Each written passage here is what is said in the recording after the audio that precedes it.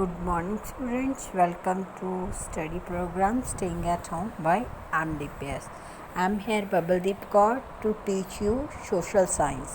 So today we will read our second chapter. The name of the chapter, The Story of Craft Pebbles.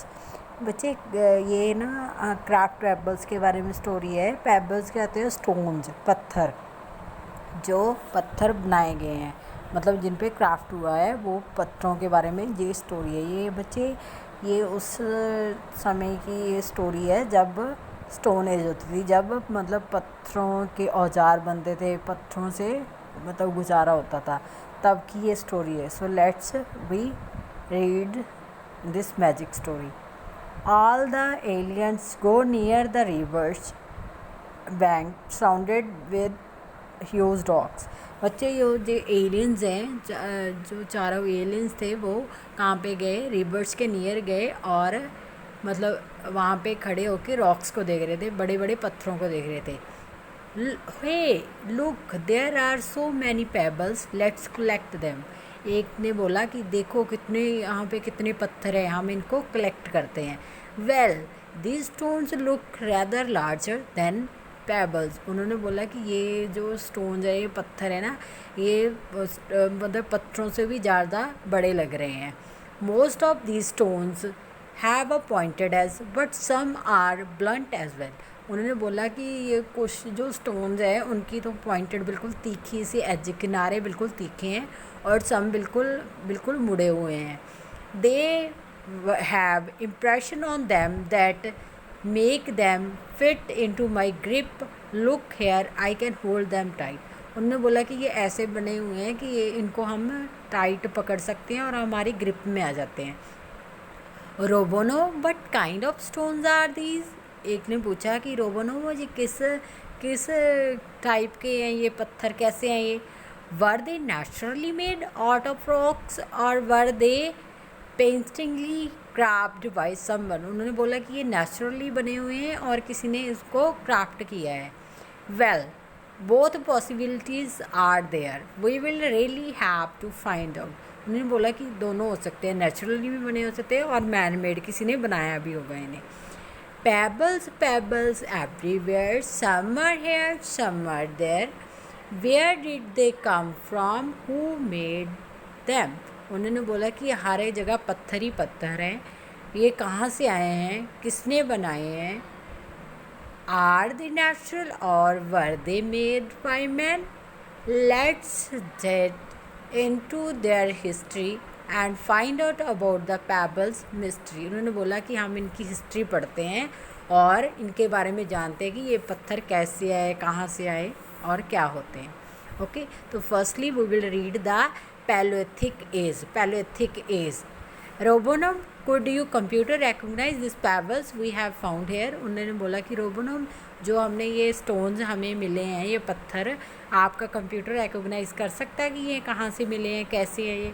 Well, I think they were made by the people of Paleolithic times, who were known as people of Paleolithic age. उन्होंने बोला कि ये जो पत्थर हैं ये पैलोथिक time में बने हैं और जो पैलोथिक एज के पीपल थे उन्होंने बनाए हैं. पैलोथिक एज कहते हैं बच्चे ओल्ड एज, जो पुरानी एज के. पैलोथिक एज, या the age when these early human species lived and made tools to hunt and carry on their lives is called a Paleolithic age. Paleolithic age कहती है जब क्या था, the age when these early human species lived, या ये तब की as है जब अर्ली ह्यूमन, जो सबसे पहली जो ह्यूमन स्पाइसीज ही वो रहती थी और अपने हंट के लिए, शिकार के लिए टूल्स बनाती थी. The word Paleolithic comes from two Greek words. दो ग्रीक वर्ड से ये पैलोथिक वर्ड बना है. The word paleo, paleo means old, and the word lith, lith means stone. Old stone मतलब पुराने पत्थरों से ये पूरा वर्ड बना है. During this period which extends from around 2.5 million years ago to 12,000 year ago. ये कहाँ से कहाँ तक था? 2.5 मिलियन ईयर्स से लेके 12,000 ईयर्स तक था. The human race evolved from ape man to the modern man. ये पूरी स्टोरी जो किसके ऊपर है कि मतलब एप हमने बच्चे पहले सुना नहीं है कि मतलब पहले जो अर्ली हमारे बुजुर्ग थे बड़े, वो कहाँ, वो बंदर से ह्यूमन बने थे। तो बंदर से लेके ह्यूमन तक की जो पूरी हमारी हिस्ट्री है वो इसमें है। In this period of time man use to make tools of stone. और इस पीरियड में क्या था, वो मतलब स्टोन्स, पत्थरों के क्या बनाते थे, टूल्स बनाते थे। So this period is termed as the Paleolithic age और द ओल्ड स्टोन एज। और इस पीरियड को क्या बोलते हैं, ओल्ड स्टोन एज बोलते हैं। This is a long period of evolution of man which is divided into 3 सब पीरियड्स। ये 3 पीरियड्स में डिवाइड की है पैलोथिक एज।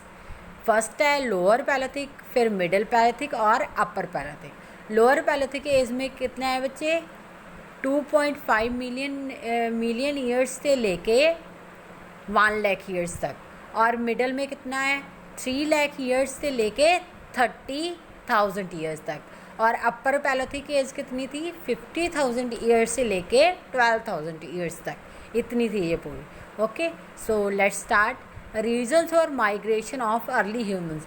कौन से रीज़न थे कि वो माइग्रेट हो जाते थे। माइग्रेशन कहते हुए बच्चे एक जगह से दूसरी जगह चले जाना, कि अर्ली ह्यूमन बींग से जो वो क्यों माइग्रेट हो जाते थे एक जगह से दूसरी जगह पर, उनके कारण क्या थे। There were various reason for the migration of early humans from one place to another place. Some of reasons are there. कुछ रीज़न यहाँ पे हैं। हमारा फर्स्ट रीज़न क्या था उनका, limited availability of plants and animals at the place forced them to move to other place once the sources at the place got exhausted। बच्चे क्या थे, मतलब वहाँ पे लिमिटेड अवेलेबिलिटी थी, मतलब एक लिमिटेड सी जगह थी, यहाँ पे वो रहते थे। और फिर थोड़ी टाइम के बाद उन्हें फोर्स किया जाता था कि वो एक से दूसरी जगह पे चले जाएं, नहीं तो वो वहाँ पे भूखे बढ़ जाते। As animals migrated with seasonal changes one place to another, so did the humans with them। बच्चे जैसे एनिमल्स थे सीज़न के बदलते ही वो एक से दूसरी जगह चले जाते थे, ऐसे ही जो ह्यूमंस थे वो भी एक से दूसरी जगह चले जाते थे। Different plants bore flowers and fruits in different season. जैसे बच्चे डिफरेंट प्लांट होते हैं, वो मतलब फ्रूट्स और फ्लावर्स डिफरेंट सीज़न में, मतलब जैसे अमरूद किस सीज़न में लगते हैं और एप्पल अलग सीज़न में लगते हैं, ऐसे अलग अलग सीज़न में लगते थे। So people moved from season two search of different kinds of fruit plants.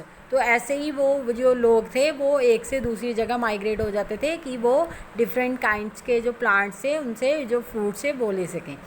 Plants, animal and humans require water for the survival. हम सभी को पता है कि अगर प्लांट्स हो, एनिमल्स हो, ह्यूमन्स हो, सबको क्या चाहिए, पानी चाहिए जीने के लिए। Some rivers and lakes are perennials where others are seasonal. कुछ तो पेरिनल्स थे जो पूरे 12 मंथ ऐसी चलती रहती थी रिवर्स, और कुछ ऐसी थी जो सीजनल चलती थी। Whenever the water source dried up, जब वाटर सोर्सेज ड्राई अप बिल्कुल सूख जाते थे, they search for a new source of water. तो वो न्यू सोर्स ऑफ वाटर के लिए आगे माइग्रेट हो जाते थे। तो thank you, have a nice day. Tomorrow we will read another paragraph. Okay, thank you.